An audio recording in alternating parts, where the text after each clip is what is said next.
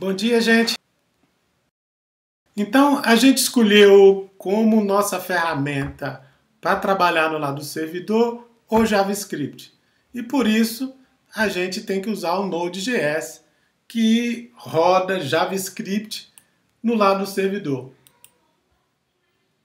Bom, ele foi criado pelo Ryan Dahl em 2009 e a ideia era o seguinte: vamos rodar JavaScript no servidor. Como a gente faz isso? O Google, o Chrome do Google, é um open source, é um browser open source.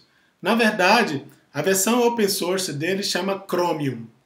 No Chrome, você só tem software open source. O Chrome são algumas extensões proprietárias que a Google coloca no Chromium porque esse software proprietário não pode ser distribuído como open source. Mas basicamente é o mesmo browser.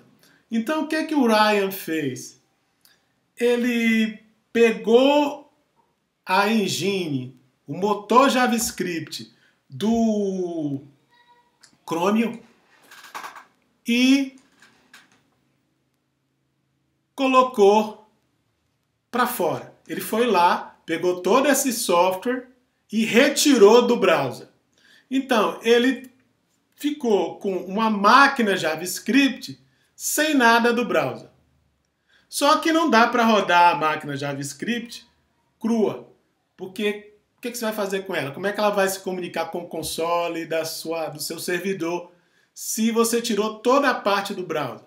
Então ele adicionou uma série de bibliotecas em JavaScript e em C++ para que a máquina V8 pudesse se comunicar com o sistema operacional da sua máquina.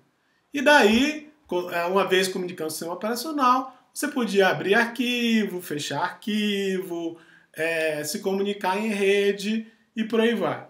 Então ele criou nessa união o Node.js, ou seja, o Google V8 Engine mais um conjunto de bibliotecas para você poder rodar ele como uma máquina independente, como uma linguagem independente. E também lançou isso tudo como open source, licença MIT. O Node é usado numa porrada de lugar, é bastante usado e a gente vai ver o porquê. Antes de dizer o que o Node é, melhor dizer o que ele não é. Ele não é um framework. Ele é uma implementação da linguagem JavaScript para rodar num servidor.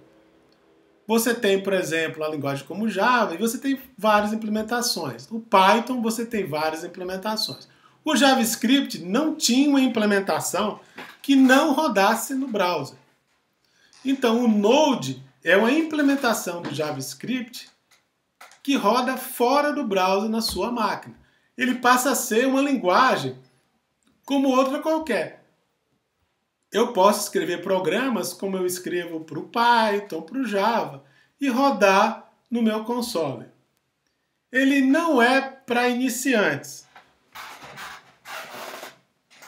Não é uma boa ideia você começar a aprender JavaScript no Node. A gente vai ver por quê. Inclusive a gente começou no browser.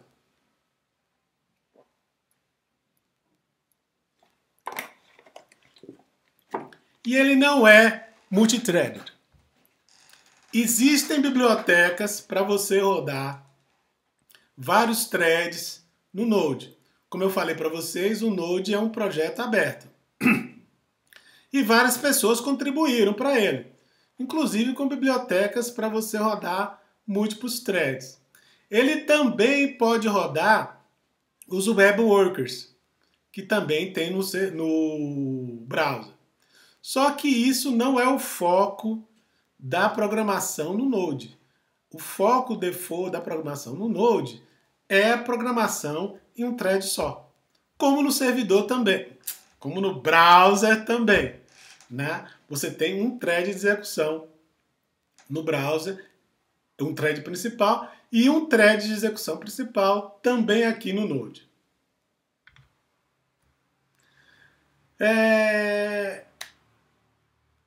Como é que é o desenvolvimento para a web? Você tem que em aplicações Pode perguntar?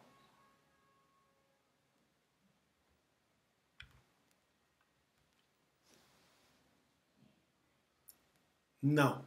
A gente vai ver isso mais para frente. O que eu quero dizer é que foram incluídas bibliotecas de multithread no Node, mas que isso não é o foco da programação Node. Quando você fala, é um programa que roda no Node, pode ser que aquele desenvolvedor resolveu usar alguma dessas bibliotecas, mas não é a maneira comum de se usar o Node. Beleza? Bom, numa aplicação tradicional desktop, você tem uma interface de usuário que está conectada com alguma lógica, né? Então você usa o JSwing no Java, o GTK, o Qt em outros sistemas operacionais. Na web, você tem interfaces padrões, como HTML, CSS e o JavaScript, que vão rodar no seu cliente. No passado existiam tecnologias para você rodar interfaces na web, como o Adobe Flash, o ActiveX, mas elas estão morrendo. Bom, o dado na web é gerado no servidor e transferido para o cliente, né? E do lado do servidor, você tem tecnologias como PHP, JSP e tudo mais para gerar a sua interface. Só que sua interface aparece no cliente. Então existe uma separação. O Node o Node.js vai estar interessado em fazer o processamento do lado do servidor. A parte de interface fica no lado do browser. Por que o Node?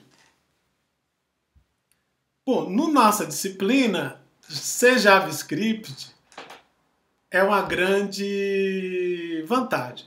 Mas o que mais tem, ele?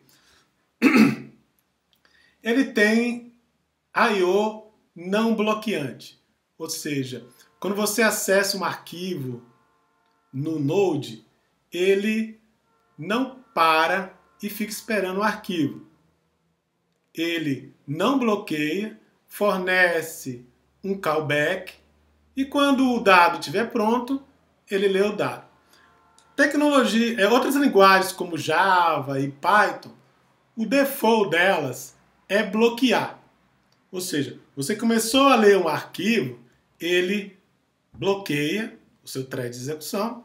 Uma vez que o dado do arquivo estiver pronto, ele desbloqueia e passa o dado para o seu programa. Ok? Um parêntese. Quando o Node foi lançado, isso era algo específico dele. A maioria das linguagens não oferecia no-blocking I/O. Acontece que as linguagens viram essa vantagem e várias linguagens e frameworks implementam hoje I/O não bloqueante, inclusive Java. Você tem biblioteca Java que você faz o I/O de maneira não bloqueante, com alguma forma de callback. Ou seja, isso hoje não é uma característica única do Node, mas é uma característica que define o Node. Bom, ele usa também o engine do V8, que é um dos melhores engines para o JavaScript. Ele não só interpreta JavaScript, como ele converte JavaScript para código de máquina. Ele compila JavaScript on the fly. Ele tem uma performance muito boa. Ele tem um single thread principal com loops de evento, exatamente como no browser. Se você já conhece a dinâmica de programação JavaScript no browser, no Node é a mesma coisa. Tem mais de 40 mil módulos, bibliotecas, frameworks para a gente usar. Roda no Windows, Linux, Mac e por aí vai. Ele fornece para a gente uma linguagem que roda tanto no front-end quanto no back-end. Que para desenvolvimento, isso é uma vantagem. Você tem os seus programadores trabalhando basicamente com uma linguagem de programação.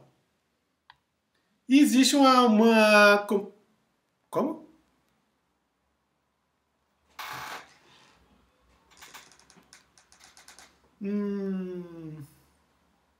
É difícil.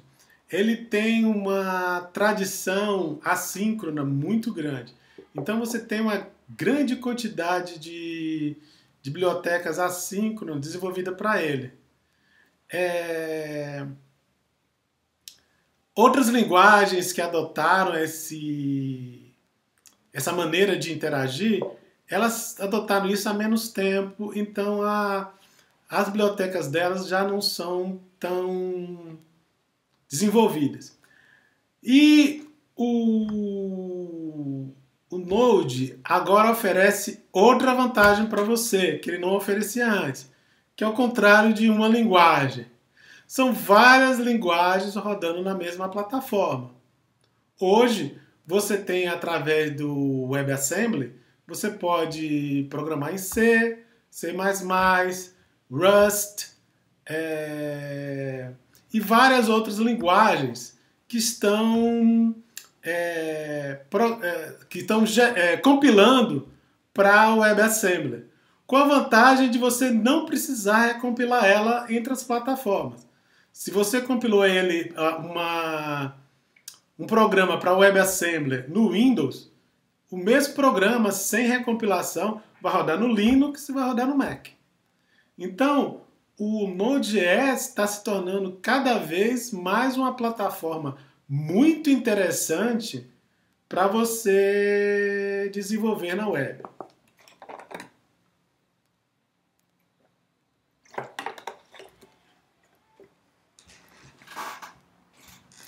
O Node.js, ele pega o V8 e tudo que o V8 implementa, inclusive o WebAssembly. O WebAssembly é implementado no V8. Então, o que basicamente o Node vai fazer é pegar esse WebAssembly e passar para o V8 se virar. Mas isso te dá uma grande portabilidade. E ele tem uma continuidade muito ativa.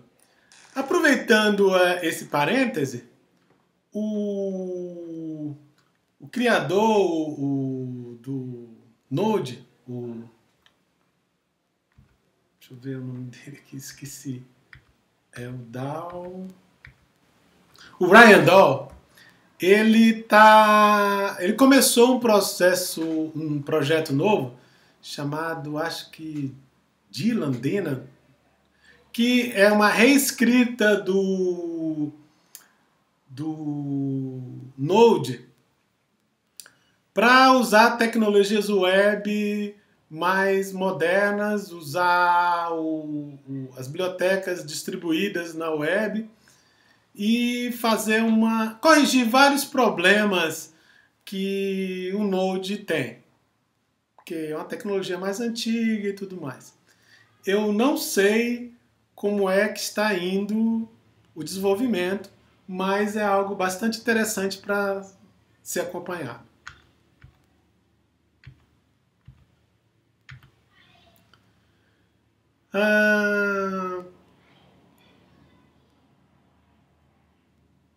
Deixa eu pular essa parte.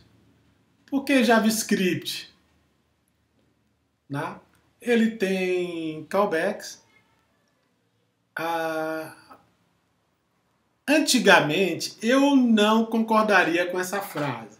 Friendly callbacks. eu não concordaria. Mas com o async e o await, eu concordo sim no momento. Se você pegar outras bibliotecas assíncronas em outras linguagens, nenhuma tem hoje uma implementação tão boa quanto a async e a await. Eu não vi nenhuma. Então é uma vantagem sim. Ele é ubíquito, ou seja, tem em todo lugar, tem uma porrada de gente que conhece. Ele não tem primitivas de I/O. Por quê? Pô, o JavaScript era para rodar no browser. E você não esperava escrever e ler do browser. Então ele não criou nenhuma primitiva de escrita e leitura embutida dentro da linguagem. Algumas linguagens têm essas primitivas dentro. E ele passa por isso. Ele não tem. E a ideia de uma linguagem para rule them all, ou seja, você tem uma linguagem que você pode usar tanto no cliente quanto no servidor. E isso é uma vantagem muito importante para desenvolvimento. Para empresas, por exemplo, você ter um time que é muito bom em uma determinada linguagem. Isso não é limitante? Pode ser. Depende do que a sua empresa desenvolve. Para muitos tipos de aplicação, isso não é uma limitação. O engine que foi usado, né? Vários browsers têm o seu engine, mas vocês veem aqui, né? Firefox, Explorer, Chrome, Safari, Opera e o Rhino. Acontece que a maioria desses aqui foram abandonados. Por quê? Porque o V8 é muito bom, muito eficiente. E é open source. Então, o Opera, o Safari e a Microsoft desistiram de investir dinheiro para ter o próprio máquina de JavaScript deles e adotaram o V8. No caso da Microsoft, ela adotou o Chrome inteiro. Ela pegou o Chrome e pegou o Chromium, né? Fez extensões dela, proprietárias, mas basicamente ela usa o Chromium hoje. A gente ainda tem o SpiderMonkey e o Rhino é uma máquina JavaScript que roda no Java. Ok?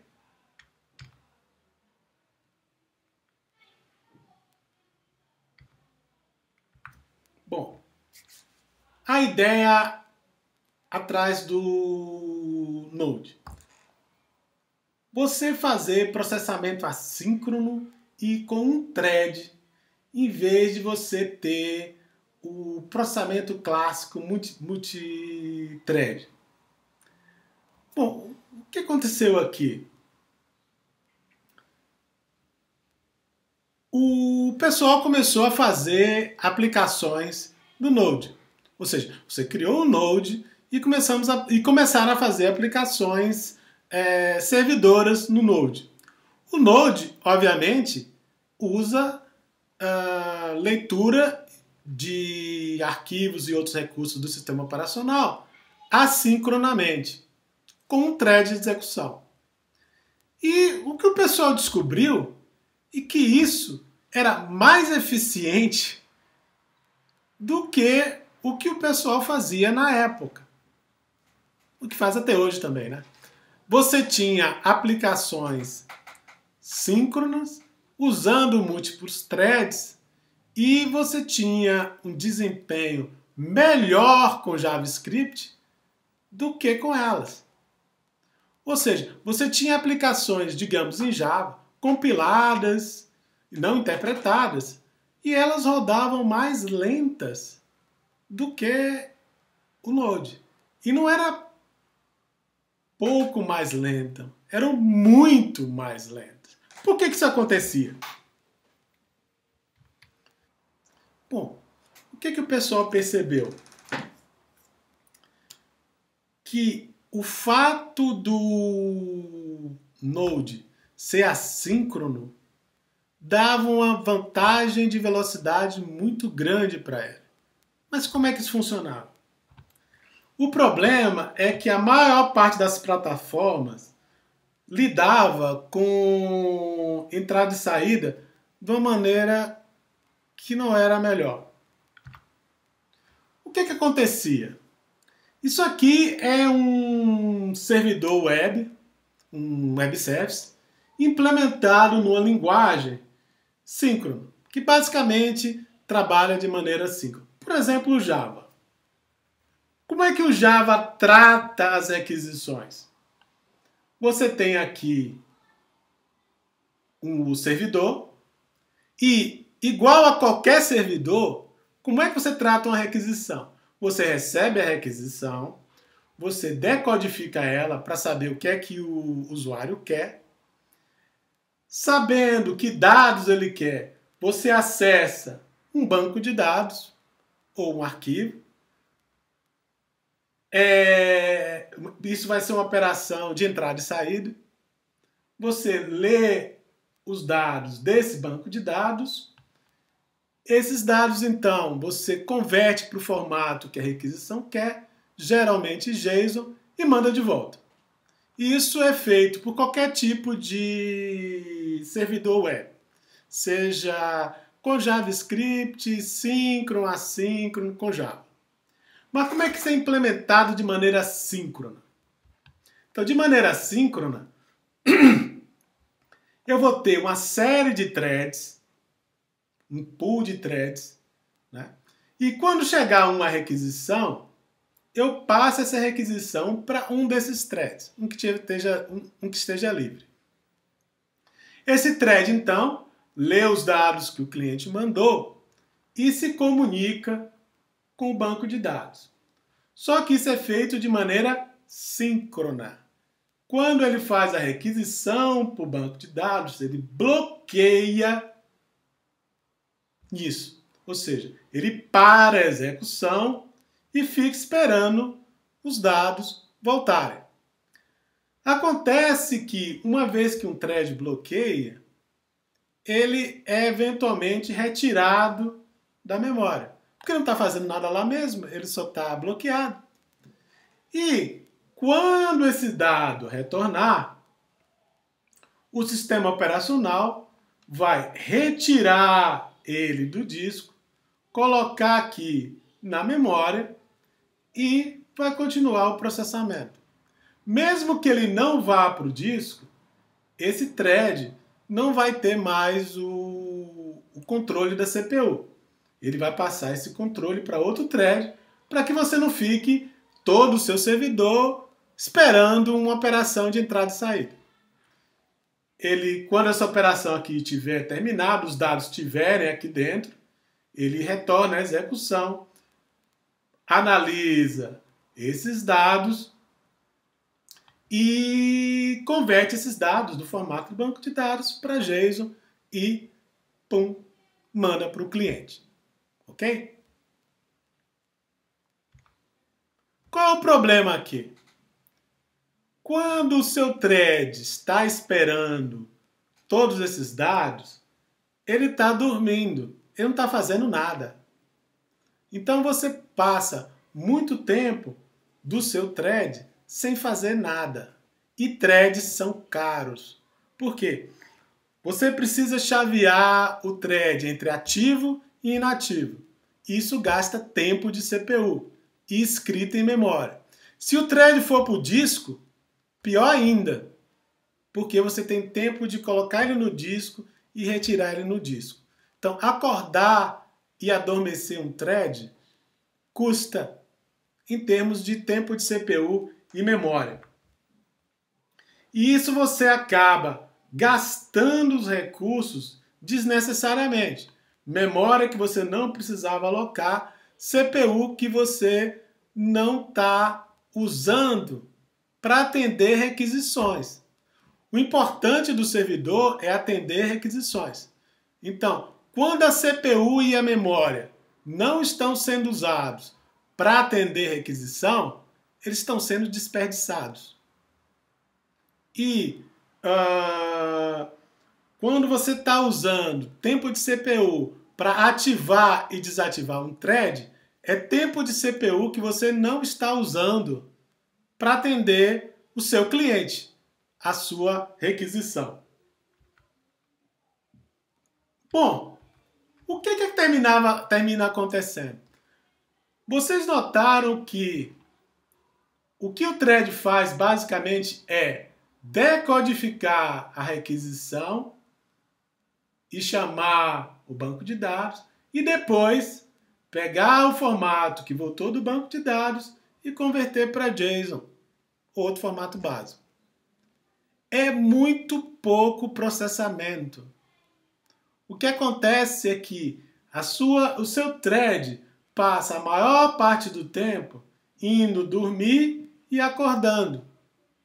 Porque o processamento que você faz em cada thread é muito pequeno.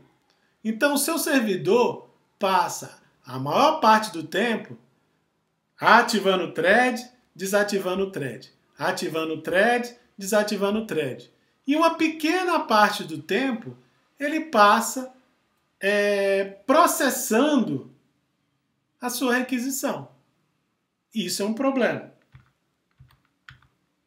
Como é que a gente pode fazer isso de um jeito? Exatamente. O que quer dizer uma requisição IO-bound? Você tem pouco processamento e muita leitura de disco.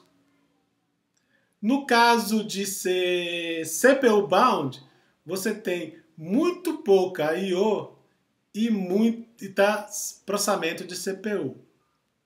Acontece, já que a gente fez esse parêntese, requisições, serviços web são basicamente I/O-bound. Ou seja, são basicamente você pegar alguma informação que está no disco. O processamento de CPU de cada requisição dessa é muito pequeno. E a gente viu aqui que usando comunicação síncrona, I/O síncrona e um pool de threads, a gente está passando a maior parte do nosso tempo acordando e fazendo threads dormir. Bom, existe outra maneira de fazer isso? Existe com o JavaScript e o Node. Você tem um thread, lembra do nosso famoso event loop? Você acontece um evento, o evento é colocado numa fila, você tem um thread executando, ele pega dessa fila o evento, executa o código para aquele evento e sai fora. Pega o próximo evento, executa o código daquele evento e sai fora. Então, como é que ele trata requisições? Você tem uma requisição aqui de um cliente e ela vira um evento. Vai para uma fila e ela é tratada.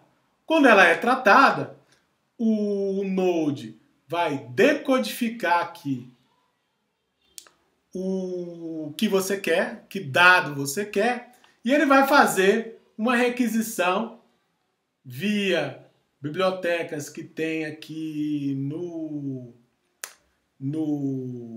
Node que comunicam o JavaScript com o sistema operacional. Então ela vai aqui e faz uma leitura de disco. Só que isso é feito de maneira assíncrona. Ele diz que informação ele quer do disco e passa um callback para quando essa informação estiver pronta. E sai fora. Aqui você tem o disco sendo acessado, blá blá blá. Mas eu volto aqui para atender minha requisição. Eu não tenho mais nada que fazer, caio fora dessa primeira requisição e passo a trabalhar na segunda requisição. É o próximo evento na minha fila. Eu faço a mesma coisa, eu vejo que dado o usuário quer, faço uma requisição banco de dados e caio fora. Já estou aqui na minha terceira requisição. De novo, pego o evento, executo o código, faço a chamada ao banco de dados e caio fora. Aí, antes de eu atender aqui a minha quarta requisição, na minha fila tem um evento de callback da primeira. Aí diz, olha, eu já li, tá aqui o dado. Então, antes dessa aqui, na minha fila, eu trato o dado que a requisição 1 pediu e que agora está pronto. Eu entro no meu callback, leio o dado que já está pronto, converto ele para JSON e mando de volta para o meu cliente da requisição 1. E aí eu continuo nesse ritmo. Vocês veem que tem um thread só, ele nunca vai dormir, porque ele está sempre sendo usado, e eu não tenho tempo perdido executando threads. Então, a CPU e a memória do meu computador são usados majoritariamente para eu atender as minhas requisições. Então aqui eu estou toda hora atendendo a requisição, decodificando os dados da requisição, fazendo chamada e depois pegando o dado que voltou do banco de dados e convertendo para o formato da requisição. E eu não estou perdendo tempo nenhum fazendo o thread dormir, fazendo o thread acordar, fazendo o thread dormir, fazendo o thread acordar. E eu tenho uma maneira muito mais eficiente de tratar requisições. Uma maneira assíncrona.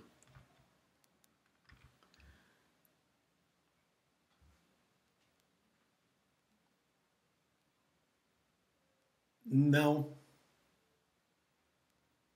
Não, a fila não tem prioridade, mas você dificilmente fica esperando. Obviamente, se você aumentar demais da conta, uma hora você vai ter que esperar. Mas se você for comparar uma implementação síncrona com uma assíncrona, você vai ter que esperar muito mais no assíncrono do que no assíncrono. Aproveitando o parêntese, por que isso é possível? Porque essas operações são IO-bound. Então, eu vou ter muito pouco processamento para fazer nesse loop para cada requisição. E a maior parte do tempo, eu vou estar esperando aqui, ó, essa I/O aqui se concretizar. Supondo o contrário, que essas requisições fossem CPU-bound, ou seja, cada requisição precisa de muito processamento. Isso aqui já não ia funcionar direito. Eu ia receber uma requisição, ia começar a processar ela aqui no meu loop de evento e ia demorar muito tempo fazendo isso, porque essa requisição é CPU-bound, ela precisa de muito processamento. Aí eu não ia atender essa, não ia atender essa, elas iam ficar esperando e o número de requisições que eu conseguiria atender seria muito pequeno.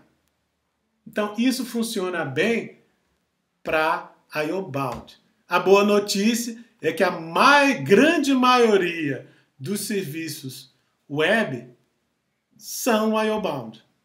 Então isso aqui funciona muito bem. E quão bem isso aqui funciona? Isso aqui é uma comparação entre um servidor síncrono, o Apache, e o assíncrono, o Nginx. E vocês veem aqui o número de conexões concorrentes. Quantas conexões eu tenho ao mesmo tempo nas duas máquinas. E você tem aqui o número de requisições por segundo que eu consigo processar. Então vocês veem que para a máquina síncrona, o número de requisições por segundo que eu posso trabalhar com as minhas conexões concorrentes cai muito mais rápido do que para o síncrono. Então aqui, se eu tiver 2.000 conexões simultâneas, ou seja, um servidor que está sendo bombardeado, na implementação síncrona, eu consigo só 4.000 requisições por segundo. No assíncrono, eu consigo quase 9.000 requisições por segundo.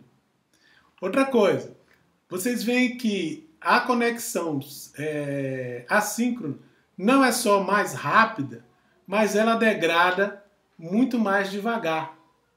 Vocês veem que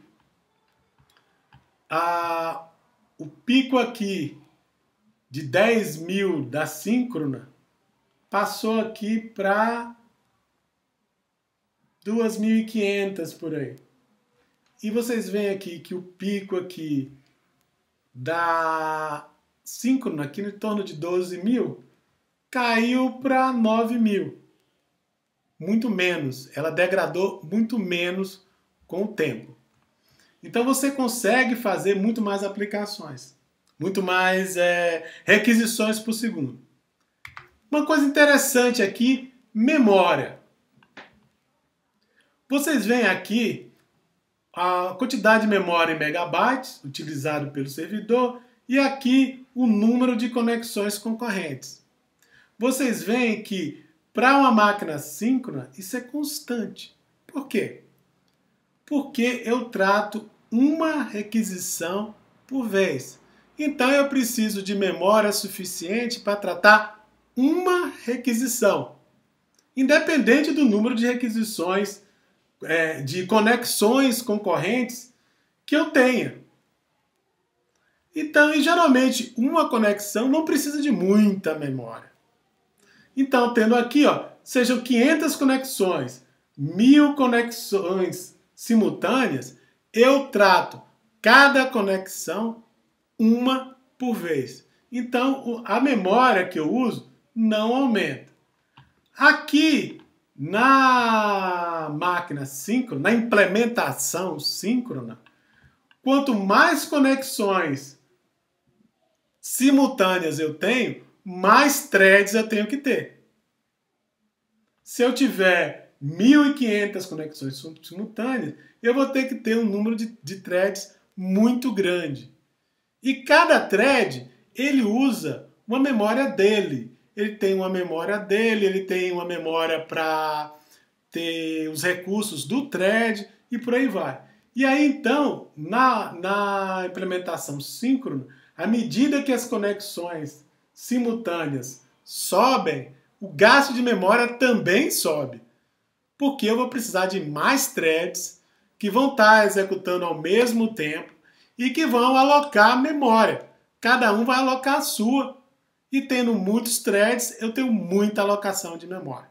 Ou seja, essa máquina vai morrer mais por necessidade de memória do que por tempo de CPU. Ok? E como é que o Node resolve isso? Através do nosso... Isso tudo acontece através do nosso Event Loop. E vocês já estão acostumados, vocês já são técnicos em Event Loop. Então, o Node é ideal para servir milhares de requisições, mas que não usam muito poder computacional para cada requisição. Ele não é ideal para cálculos pesados. Ele não é ideal para computação paralela massiva. Eu distribuí vários cálculos para várias CPUs. Isso não é a praia dele. E ele tem poucos problemas com concorrência porque ele usa um modelo de concorrência bem simplificado.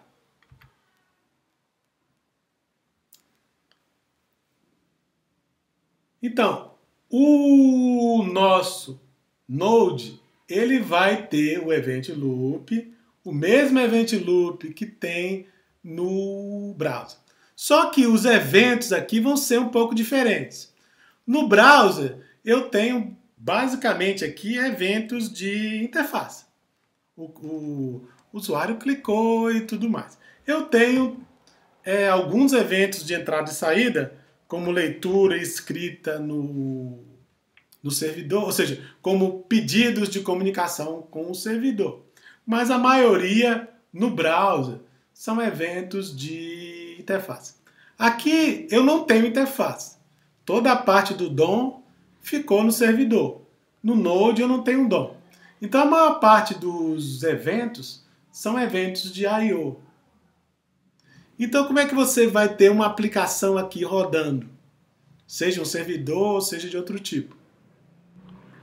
Basicamente você vai ter o seu evento loop, a sua aplicação vai ser gerada, voltada a eventos, e no caso aqui os eventos vão ser eventos de I/O. Uma requisição é um evento de I/O, mas também um arquivo que você acabou de ler também é um evento de I/O. A sua aplicação, o programa principal da sua aplicação, ele vai ter um evento de início, ele vai processar e, eventualmente, ele vai fazer alguma operação que precisa de I/O. Quando isso acontecer, digamos que ele quer ler um arquivo. Ele vai fazer o pedido de leitura de arquivo com um callback. Isso vai retornar imediatamente e ele vai cair fora. Eventualmente, o seu arquivo vai ser lido, ele vai gerar um callback, um evento. Esse evento vai para a fila. O seu loop de eventos eventualmente vai pegar esse evento, de que o dado do seu arquivo já está pronto, vai chamar o callback. O seu callback vai processar aquele dado de alguma forma, e se ele precisar de mais dados do arquivo, de novo, ele faz a requisição com o callback e cai fora. Quando os dados estiver pronto, ele lê novamente. E por aí vai, no nosso esquema, que a gente já está acostumado com isso. Ok? No caso do Node, você tem várias operações que você pode fazer. Operações de file system, operação de banco de dados, que são operações de comunicação com o sistema operacional. Você vai ter que ter um socket e uma pipe para se comunicar com o banco de dados. Isso vai ser feito através do sistema operacional. E você também pode ter computações intensivas. Digamos que uma das suas requisições é intensiva. Então o que você pode fazer é criar um thread. Esse thread pode ser criado nativamente usando alguma biblioteca do Node.js ou pode usar um web worker, que também funciona aqui. Você vai fazer esse processamento nesse thread, liberando aqui o event loop. Então você vai retornar imediatamente, o event loop vai continuar rodando. E quando essa computação estiver pronta, você vai gerar um evento aqui, ó. O dado está pronto. E o event loop vai pegar esse evento e chamar o seu callback. E vai processar o seu dado. Ok? Não tem nada intrinsecamente diferente do que a gente faz com o event loop dentro do browser. O que muda aqui é que agora os eventos são um pouco diferentes. São eventos mais de entrada e saída.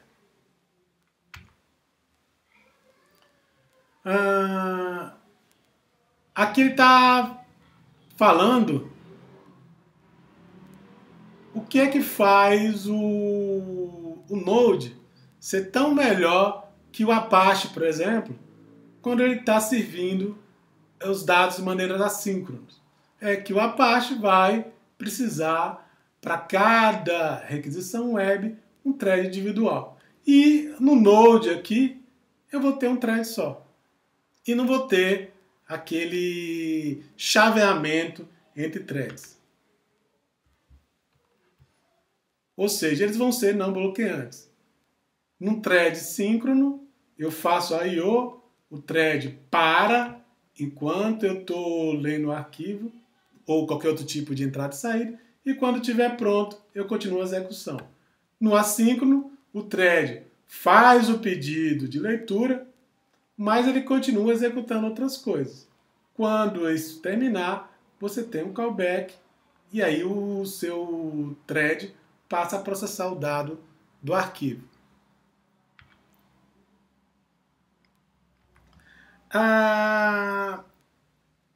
Quando o Node começou a ser usado, outras linguagens não davam um suporte muito bom para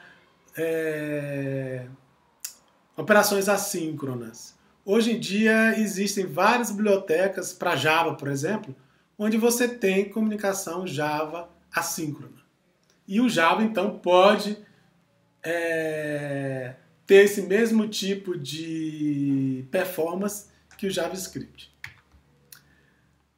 O fato de ser bloqueante ou não bloqueante não é uma característica intrínseca ao JavaScript. O JavaScript também pode ler dados de forma síncrona. Então, eu tenho um dado, eu estou lendo desse arquivo, então estou lendo o arquivo, e bloqueio. Note que o read é diferente, é o read file sync. Eu estou dizendo que eu quero fazer uma leitura síncrona com o JavaScript. Ele vai bloquear e quando esse dado estiver pronto, ele vai continuar a execução do meu thread. O dado vai estar aqui nessa variável e eu posso trabalhar com ele. Ou seja, o JavaScript também pode fazer processamento síncrono se você quiser. Isso não é o padrão. No padrão é ser não bloqueante. Ou seja, eu leio o dado desse arquivo, eu passo o dado e tenho um callback. Isso aqui retorna imediatamente, meu thread faz outra coisa e quando eu tiver o callback, ele me passa o dado e eu posso trabalhar com os dados. Mas ser síncrono ou assíncrono não é uma coisa intrínseca ao JavaScript. O JavaScript pode fazer síncrono, pode fazer assíncrono. O Java pode fazer síncrono, pode fazer assíncrono. O Python pode fazer síncrono e pode fazer assíncrono. Aqui são as vantagens, né, sobre dos threads, sobre você ter algo que é dirigido a eventos e que não usa um thread por execução. É basicamente o que eu falei, né?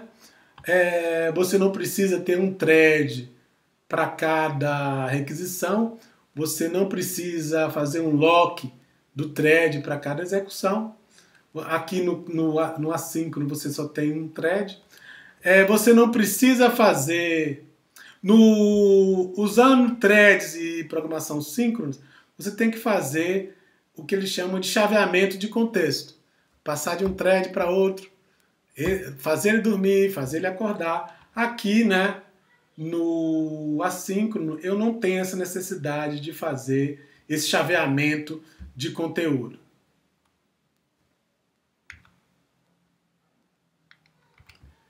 Mas e se eu precisar dos dois? Você tem a opção de fazer os dois. Você pode ter uma máquina rodando o Node e cuidando de todas as suas chamadas que são IO-bound e ter um outro servidor que trata as suas chamadas CPU-bound. Então, quando for uma chamada CPU-bound, o próprio servidor síncrono pode passar isso para o outro. Lá no outro você vai ter threads. Os threads vão executar a sua CPU bound, o seu código que usa muita CPU. Se você tiver mais de uma requisição ao mesmo tempo, você vai ter mais de um thread ao mesmo tempo. Ou seja, as duas vão estar sendo tratadas de maneira concorrente, uma não precisa esperar a outra, e você vai ter que alocar os recursos de CPU e número de servidores de acordo com o número de conexões que você tem, o número de serviços. Então, um servidor pode ficar a cargo de todos as suas requisições IO-bound, e você pode ter um conjunto, sei lá, de 10 servidores trabalhando com suas requisições que são CPU-bound.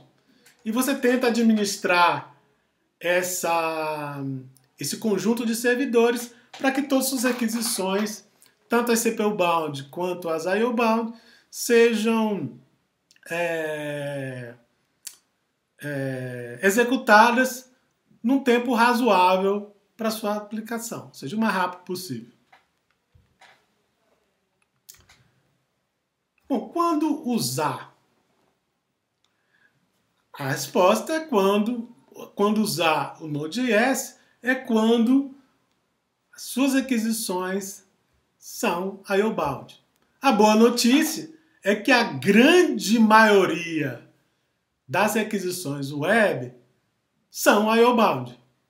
Então, por exemplo, chat, mensagem de chat, aplicações de tempo real, elas geralmente precisam escrever alguma coisa e de maneira rápida, elas não precisam fazer nenhum processamento muito complicado, proxies inteligentes, aplicações de alta concorrência, hubs de comunicação, coordenação e tudo mais. Na verdade, a exceção à regra são web services que são CPU-bound. A grande maioria são web services que são IO-bound.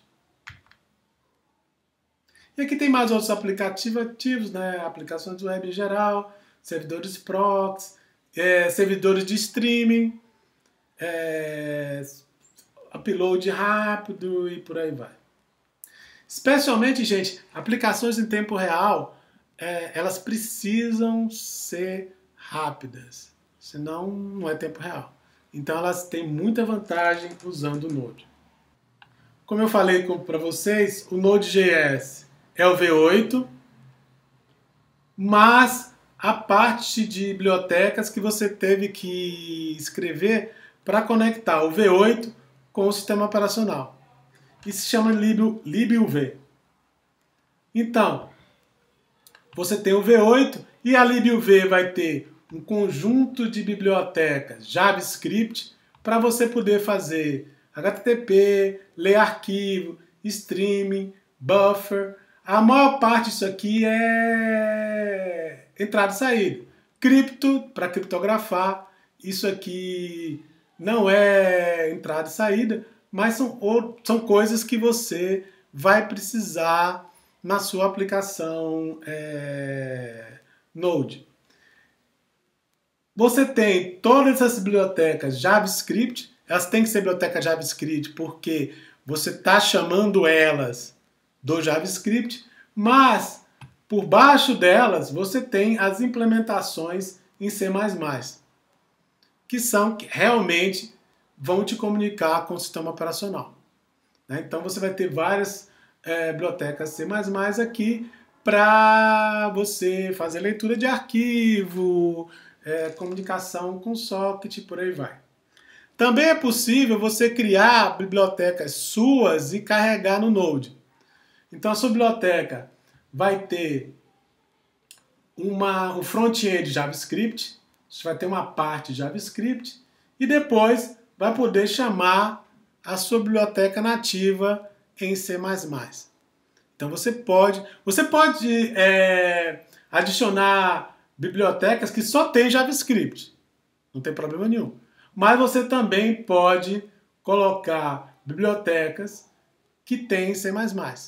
Então sua biblioteca vai ter uma parte JavaScript para se comunicar com JavaScript e uma parte em C++ para você poder fazer coisas que o JavaScript não pode.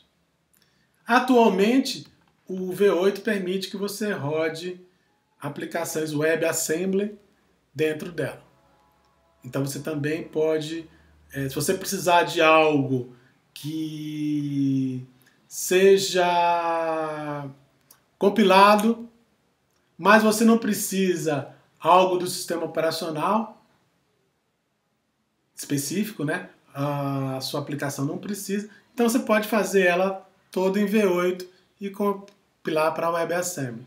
Mas se você precisa algo que só o C++ tem acesso, alguma funcionalidade do sistema operacional que não é exposta normalmente pelo Node.js, você vai ter que ter um binding em C++. O WebAssembly não tem como se comunicar diretamente com o sistema operacional por razões de segurança. Então, se você tem que fazer isso, a sua opção vai ser rodar em C++. Beleza? Alguma pergunta, gente?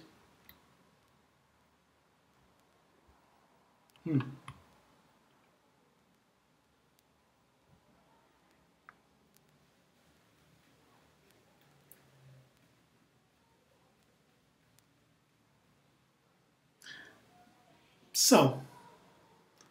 O que eu queria demonstrar ali... Como?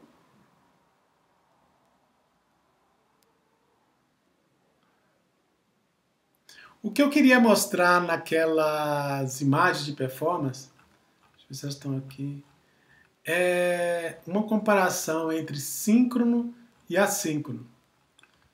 Então, por exemplo, se você reimplementar o Apache e usar uma biblioteca assíncrona para I/O, ele vai ter a mesma performance do Nginx.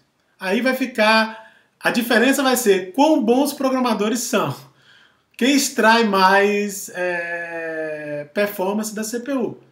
Mas a diferença com times de bons programadores vai ser desprezível. Então, o que está dando a diferença aqui entre o Nginx, que é assíncrono, e o Apache, que é síncrono, é justamente a abordagem síncrona e a abordagem assíncrona. Beleza? E lembrando que o Node foi o primeiro a introduzir essa ideia de você ter acesso assíncrono no lado do servidor. E aí, quando o pessoal viu as vantagens, aí, opa, vamos implementar esse tipo de coisa em outras aplicações. Eu acho que hoje o Node é uma plataforma muito boa para aplicações web. Justamente porque ela tem toda essa possibilidade de você ter JavaScript, você ter as linguagens do WebAssembly.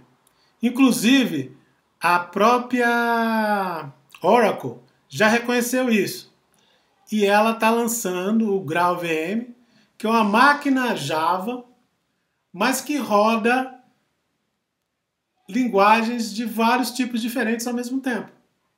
Então ela roda o próprio Node, ela roda Python, ela roda R. Tudo no mesmo lugar. Para ter essa vantagem aqui que eu acho que o Node tem, de você poder rodar várias linguagens na mesma plataforma. Beleza? Bom fim de semana, gente.